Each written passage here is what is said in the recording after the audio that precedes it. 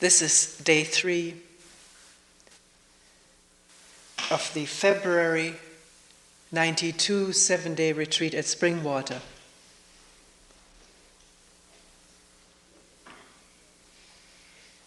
And here are some of the questions I wrote down, which were brought to meetings.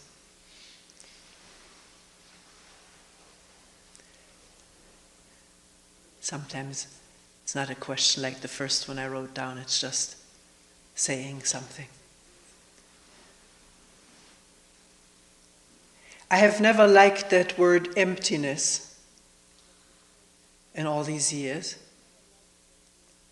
but I see that this open observation without images is of that nature.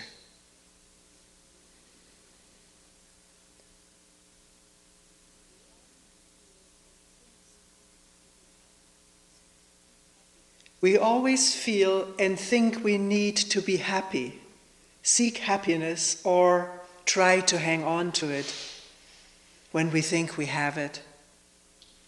But doesn't that always involve the I center? There is joyfulness when there is openness, which comes on its own. But when we need to be happy and want to get it, aren't we already courting disaster?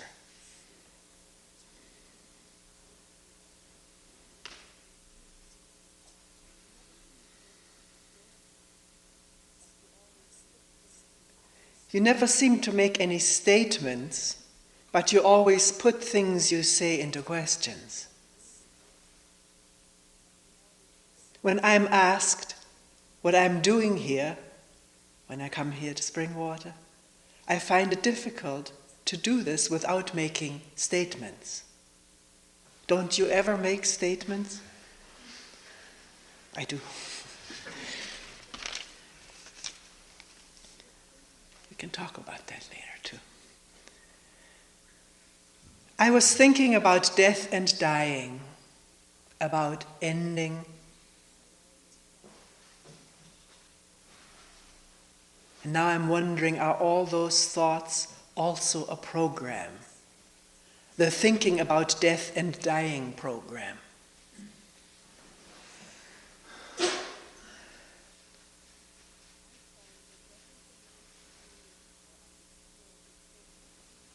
I find that everything that is experienced or understood is so quickly turned into a formulation, into a system, and then it becomes stale. Reacting to a system or rebelling against a system or formulation is also stale. No, it's also a system. It also becomes a system to rebel against the system. Is it possible to live without any system, without any formulations?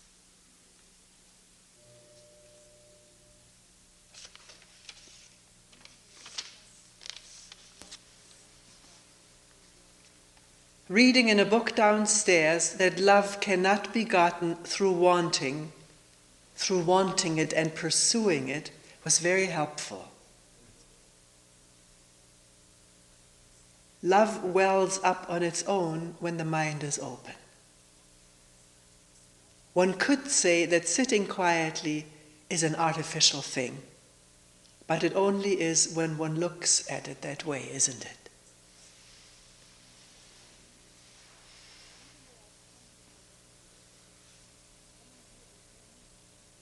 Even though I've come here for many years, coming here into a meeting with you, I realize how much I'm making you into an authority. I can feel it by the way in which I'm trying to think what I'm going to say while I'm sitting outside, hoping to be approved by you, liked by you, not wanting to look stupid, to feel good about myself, with always the fear of feeling bad through making a fool of myself.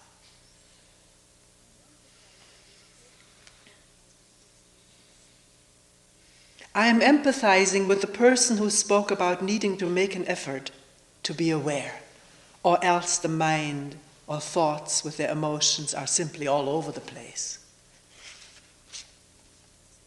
Isn't even coming here to retreat a kind of effort?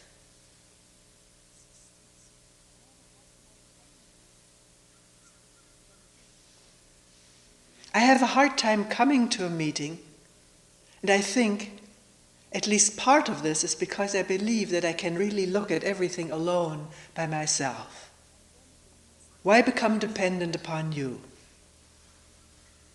And then again, I wonder whether there is a self-protection in this, wanting to avoid all the old memories kicking in,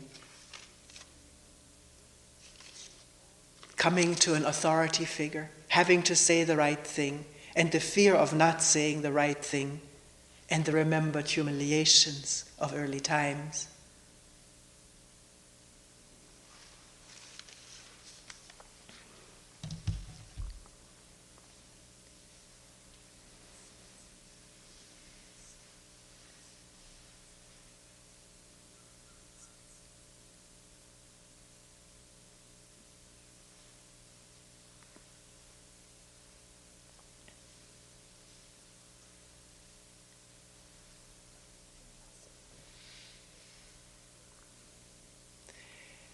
This thing about effort, we read the question yesterday. I don't know how much we really went into effort. Not enough, obviously. So we'll do that right at the beginning. Isn't there somewhere an effort, applied will, to do this thing, to sit down, to sit quietly, to look, to be aware, so the mind isn't all over the place?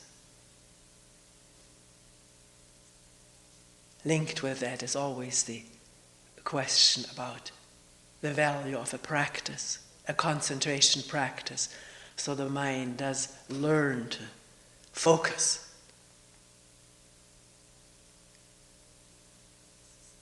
on itself, on what's happening in mind and body. And isn't coming here to a retreat in Springwater also an effort?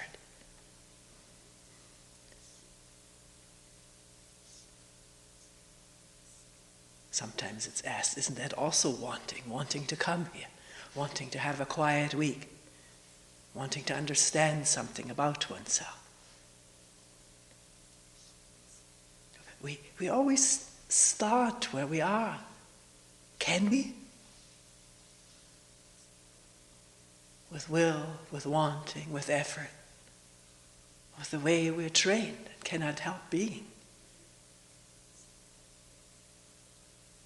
Actually, wanting to go on a vacation is also effort. You have to make reservations, sit down, take the time to figure out times, call people up, write to them, pack things up, go to the airport, sit and wait. Is all effort of some sort, applied energy. So of course this is involved in coming here, in finally getting here, sitting down quietly. Maybe one would like to do something else. Of course, we have so structured or unstructured this place that it's all right to do something else. But then someone says, no, even though I want to do something else, I also want to sit. So is there an effort in not going with, I want a little bit more, and going with what I think is better for me? One can look more and more minutely, magnify by looking what is really happening, so it becomes clear. Like some person says, one could say sitting down here quietly is artificial, but only if one sees it that way. Because all the effort, energy, will, whatever that has gone into coming here,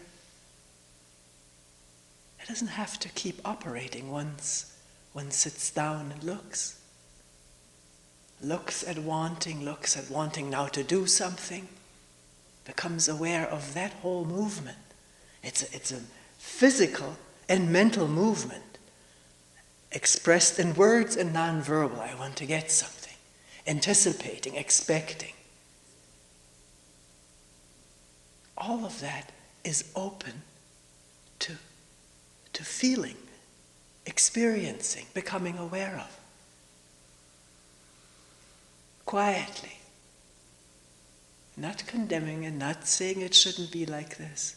We've been through this in 2 or 3 previous talks, but just whatever the movement and the words that accompany the movement and the emotions that accompany the words, whatever is manifesting this moment. I should be quiet, the mind should be still. To listen into what the computer sputters. Old programs.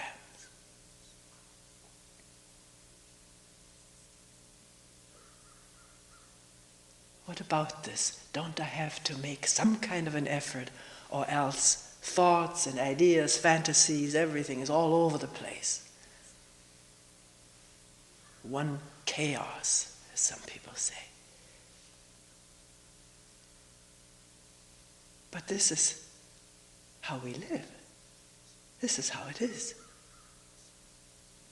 Now either one can try to bring some neat order and system into this, which will only be a part of the chaos. It won't change the whole thing. And that needs effort, willpower to concentrate on whatever one may wish to concentrate on, a part of the body, a mantra, the breathing, a koan. And with this systematization comes a certain division into that which brings about concentration, will, energy, a lot of sitting, some thoughts, you gotta stick with it, or remembered admonitions of masters or teachers that sort of fuel and energy and inspiration into the sitting. And the distractions from this that have to be fought off when the mind is not concentrated, when there's fantasies, desires, other thoughts coming up, which as they come up and absorb aren't even noticed. But then, as we've talked about recently, for some reason, the mind wakes up to itself that there was fantasy. So then at this moment, I have to concentrate on my mantra. Got to bring it back to that and not go with the thoughts. There's often a judgment involved. Thoughts are often considered the enemy. Remember one spiritual text which says, in sitting, beginning to sit, you recognize the enemy, which is thought. Cut it off. And that is a training method. It is a training just as training for running at the Olympics, to train the mind to concentrate. It has a raison d'être. If one wants a concentrated mind, one has to train the mind to concentrate.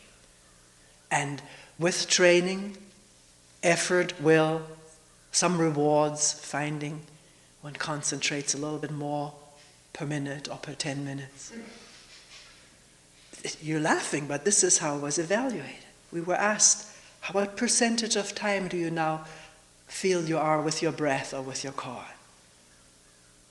And if you can say 50%, not the koan, the breath, then you can move on to another practice. So one has some feedback of results of better concentration in a certain setting, whether the mind really remains concentrated if Somebody insults one, hurts one's feelings, or one loses a person one has loved, lived with. He leaves or she dies. Whether then the mind remains concentrated is another matter. It may or may not. Probably won't. But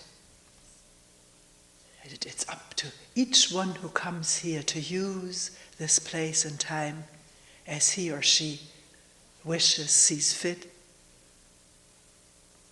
But there is also, and we talk mostly about that, we don't give concentration practices at all, meditation practices, because the interest is to find out what does go on in the human mind.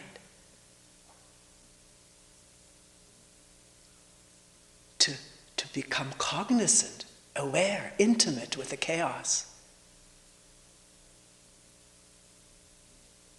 Not to fight it, not to try to order it or systematize it, but to learn about it, to wake up to it, to see what one was thinking about time and time again.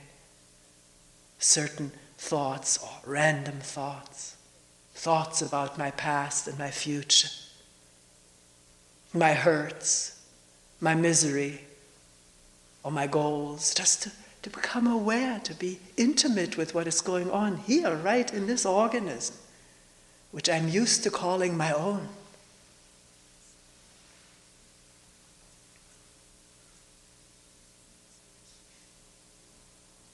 And if there is an awakening of interest in what is going on in a human being, who is essentially not different from other human beings, then attention will be there more and more, growing out of this interest, and energy gathering in interest, to find out, to look, to listen, not to condemn or to praise, because one also finds out for oneself that what is condemned cannot be clearly looked at, experienced, or understood. It's already condemned. It already fits into a mold provided by memory, past knowledge, past judgments. So one finds that for oneself, that condemnation or praise prevents the clarity of just seeing what is, what I just thought, what the fantasies were all about. And that doesn't take effort. It can be seen at one glance. It happens that way. It happens in the morning or in the middle of the night when you wake up from a dream. You see the whole dream. It's amazing to me always how the whole dream is there, this instant. As you tell it to somebody, it takes time. As the word to put it into words, to make it into a story takes time, but it can be seen at one glance. The dream at night or the daydream in the morning, in the afternoon. And in seeing what all our dreams and fantasies and random thinking revolves around, there is some wisdom coming into being about the human mind and body. And it's not just thoughts. I wish to say this, emphasize it, because very often people say, you only speak about thoughts, but there are lots of feelings and emotions. It's all one interrelated network in the human being. There isn't a thought that passes through the mind that isn't connected with some feelings, sensations, emotions.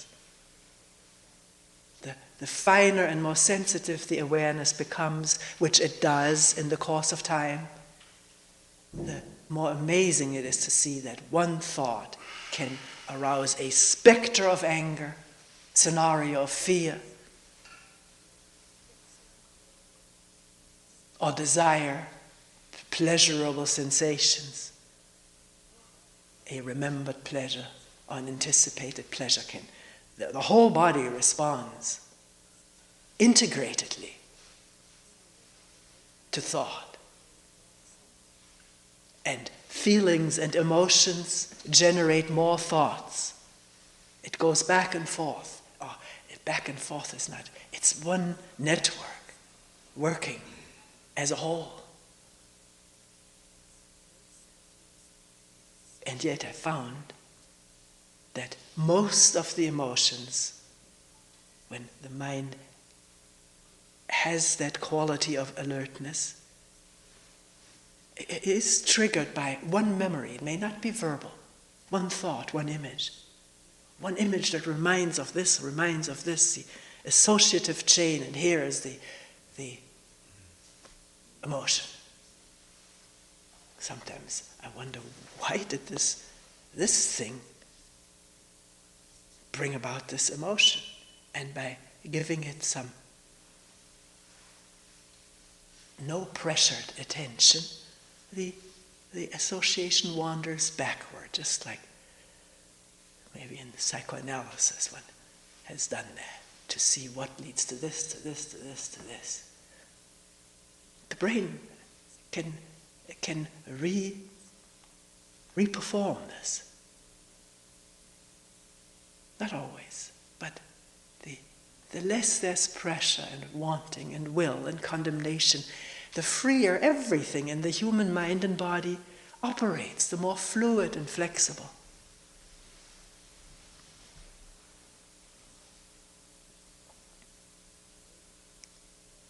So what about this moment when there is awareness of really a burning desire, with a lot of momentum, wanting to think of something or get something? Right now we're talking about sitting, noticing it in sitting. And this moment of attention, in itself, nothing, just open. And what appears is this desire that just was forming, to think about something, to experience something pleasurable in thought and body. There is a fine but significant difference between going with the momentum and not aware of it, or let me look at what desire is all about. It doesn't have to be all spelled out. It's just a shift from absorption in something to, what is it? Let's find out about it, an interest in it. And there is a shift in there because our habitual ways are to want to experience pleasure. I'm just talking about that right now. We're also pursuing fears, but right now I'm talking about experiencing pleasure. It has a tremendous momentum, individually and socially and racially, genetically, the animals. The momentum of that and the wondering what it is all about. That's not going with the momentum, but it's not fighting it either. It's not resisting it or controlling it or cutting it off, going back to the mantra or the breath, but looking for the first time at what is desire and observing the vividness of the imagery and the vividness of the feelings that the imagery arouses. The wanting set into motion by thinking, I can have that, seeing oneself, having that pleasure, having that food or sex or whatever. And yet there is some awareness, maybe not uninterruptedly, but there is awareness, interest to understand it, to find out about it, to be more intimate with this, which normally runs the human being blindly, automatically, unconsciously as it were. And it's that shift from going with the momentum to wondering about it, catching a glimpse of it, is that shift experienced as effort, as willpower? Is there willpower in it? I must observe, I must not yield to pleasure. That can also be observed. Then there is idea involved. I shouldn't really do this, or I should do that. Or is there just, we could call it a naive interest in it, an innocent one, wanting to bring some light into darkness, understand what's going on in this human being here, who represents human beings. It's essentially the same for all of us. The movement of desire with the aid of imagination. Thought, fantasy, stimulating the whole body and setting it into motion to get, either to experience in fantasy or to get in reality. Go after it. Does that sound condemning? I don't mean to. Are you hearing it that way? Then one learns about how one listens with pre-established ideas of what's right and wrong.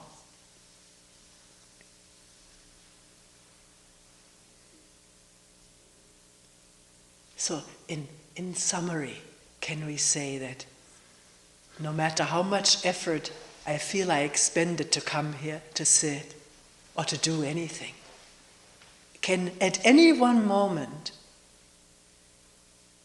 a habitual pattern interrupt itself to look, to become aware of itself, so that there is seeing what we're doing. And seeing to be taken carefully, I don't mean just with the eyes. It's an inward becoming transparent of what is happening. Not with the intention to get rid of it. It may not, it may go on. One doesn't know. But just to look, to observe, to become intimate with, be in touch with desire, anger, fear, loneliness, sadness. And this is not thinking about sadness, but what is this right now?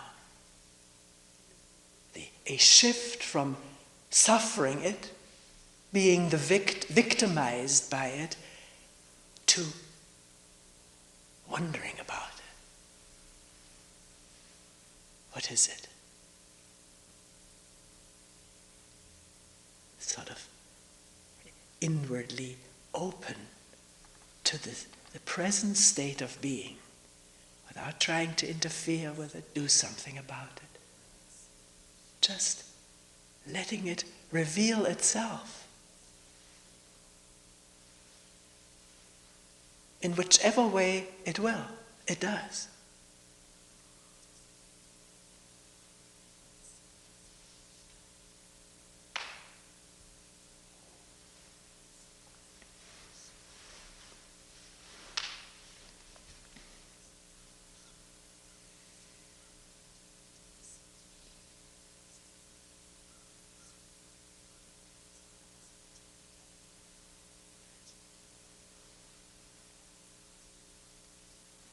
And how does this shift happen from suffering, enduring something, or swept by the momentum, swept away by the momentum of thought, emotions? What happens within this shift to just beginning to look and listen? That's what happens, beginning to look and listen. Experience, feel. Use your own words, which are more conducive to describing what's actually happening. is that effort? Do we need to describe it in that way at all? It's a shift.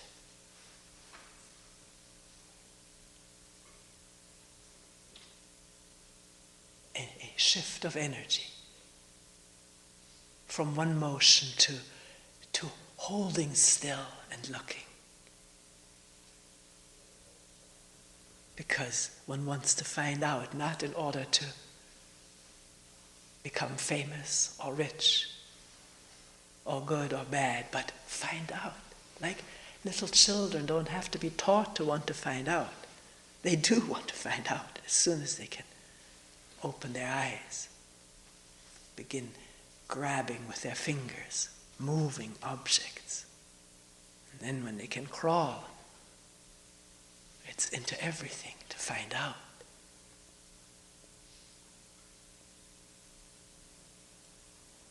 Which tendency is curbed left and right. The more possessions one has, the more valuable they are.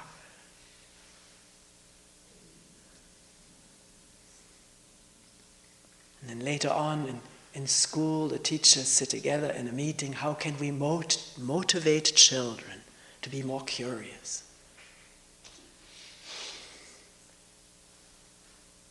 Because it's already socialized out of them. That's a gentle way of putting it.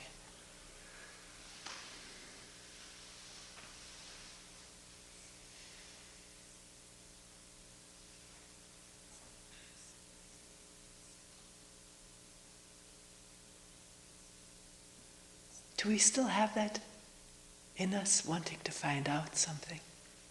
Are we so jaded, so socialized, to take everything for what it is and believe it, take others' words for it, take our own words for it? This is a tree and this is a deer. We don't need to look really, because it's appearing on the inner screen of word and image. We know it already. And sometimes there is a break in that. And people will say, and I remember it myself, the first time I saw astonishing colors. Remember, it was the color of the olive green sheet we had at home. Oh, I'd never seen that color before. I knew it was an olive green sheet, but that doesn't mean that one sees it.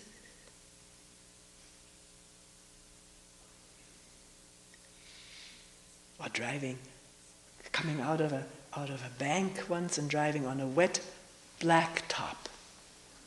And suddenly, amazingly, it wasn't black, it was blue. It was wet and reflected the sky. But there was this shift from thinking black top to seeing it was a blue top. And the amazement of it. The amazement how we live by our verbal, known descriptions of things. Now this happened pulling in a car out of a bank. I wasn't doing anything, concentrating or questioning a core. For some reason the mind just opened from its conventional closedness in knowledge and concepts to what's actually there. There was no effort in that, just utter amazement.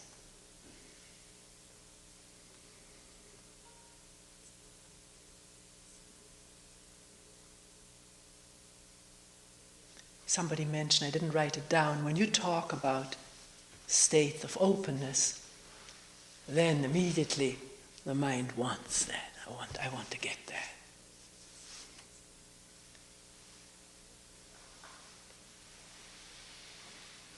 That's also observable, isn't it? Wanting to get something. And it's observable that wanting to get something is a very narrow track. It's not open at all. It has a lot of motive toward an imagined goal, which is all what it is. It's not being condemned here, but it is not openness, a relaxed openness. As soon as we want openness, it's being prevented by riding the track toward a goal, which we call openness.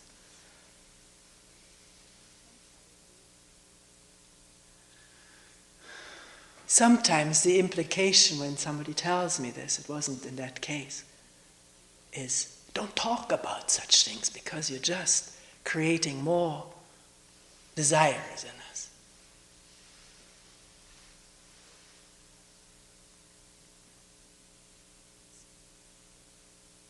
But how is desire created? Can we one time follow the whole thing through, see the whole thing from beginning to end? Hearing a word, imagining it, imagine having it, how I would be like, imagining me as an open person, like so-and-so. And with those thoughts, the body responds to in a medium of wanting, which is throughout the organism, cellular, muscular, glandular, organismic, wanting that, what is imagined to be so. And the amazing thing is that when there is some insight, some awareness of this, it loses its momentum.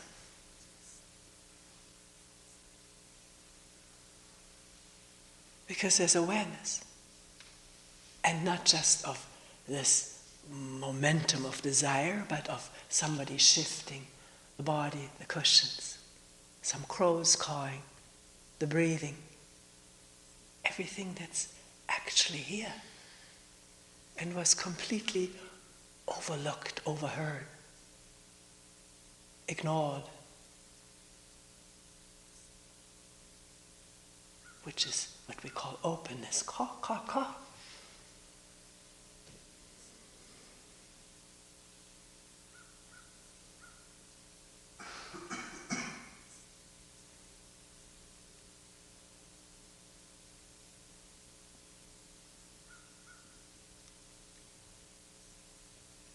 Also to be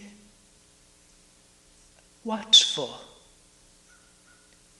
Some people have mentioned after the last two talks that in at times talking not just about openness, but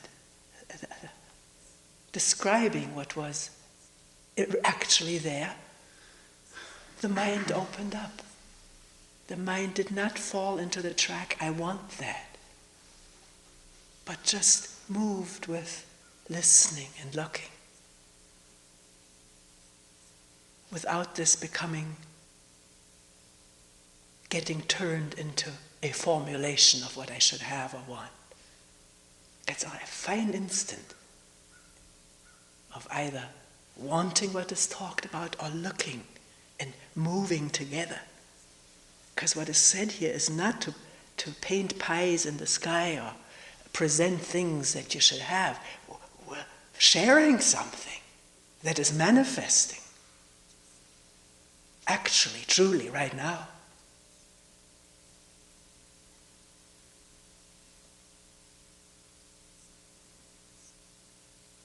It's not for the future.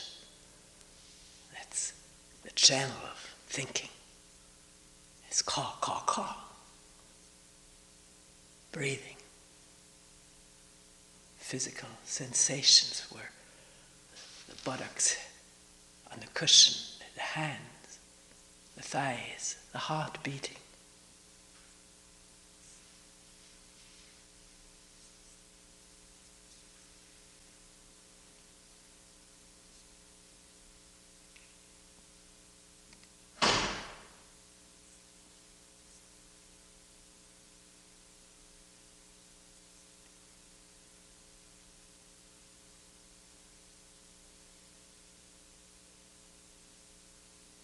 The question about statements. Do you ever make statements? I find that when somebody asks me about what I'm doing here, I hope I understood that question right. I find I'm making statements, but you usually put things in question form. I find that's awkward in talking with someone. Do you ever make statements? And I already said I do. When, at times, we make a statement because either we're very opinionated about something, or we see something to be really so. And if one sees something to be so, it's all right to make a statement about it. The danger of it is that it will just be taken over, adopted as one's own, because maybe it sounds so true. A statement that where there's any sense of self, with its craving for continuity, where there's any sense of self with its craving for continuity, there is inevitably fear and wanting. I can make that statement, but it's for each one to test it out, to find out for oneself. And to challenge the one who makes the statement, challenge me about it, well, look into it.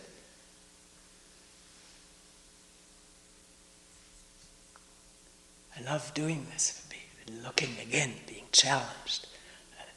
Two people questioning, or three or four, really looking at something. Is this so or not? And probing, diving into something. Not remaining with a statement, but which means we may have to first say, what is this sense of self? And not just the idea of it, but looking at it as it manifests and so forth. And what is it that I'm afraid of? What is it that I want? To be happy, to continue, to be somebody.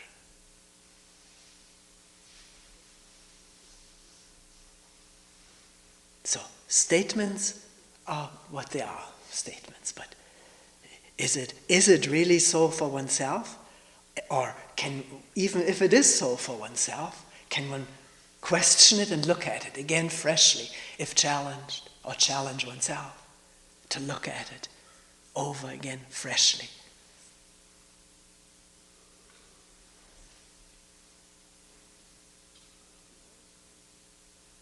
So in talking to somebody, if something is very clear to me, and it seems awkward or embarrassing to the person, or annoying to be just asked a question back, people don't like that. They ask you a question, you ask them back. It's too facile. It sounds too facile, even though one may not mean it that way.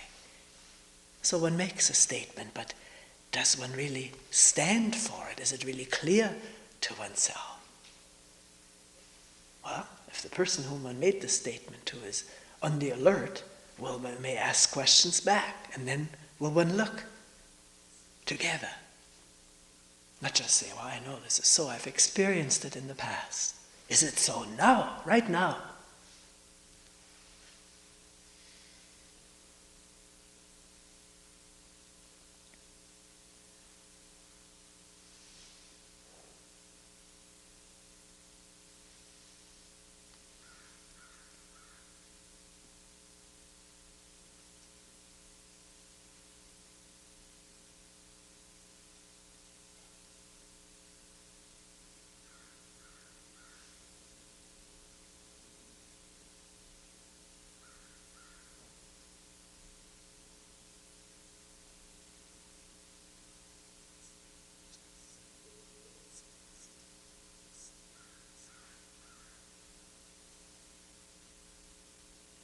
The whole question about needing to be happy, seeking happiness,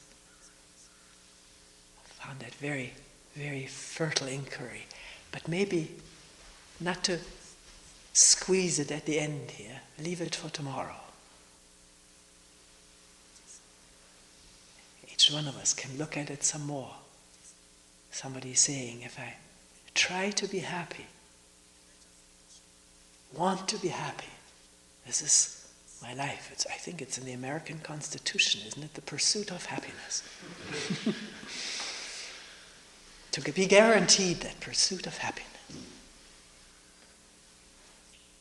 And it's often said, I remember one spiritual book, it was an Eastern Hindu book, started out this way: every human being seeks, in essence, seeks happiness.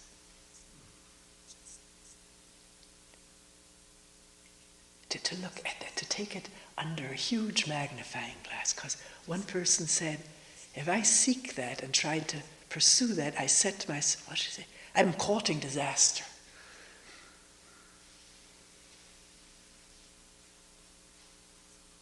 That's very radical.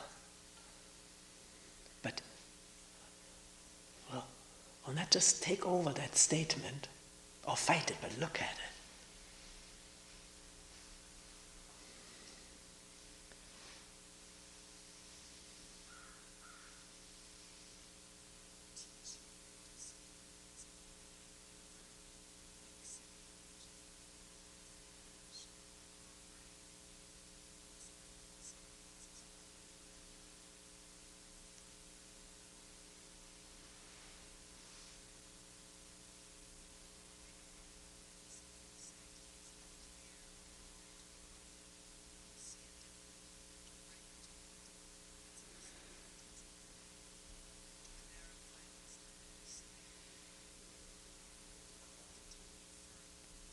We will end here for today.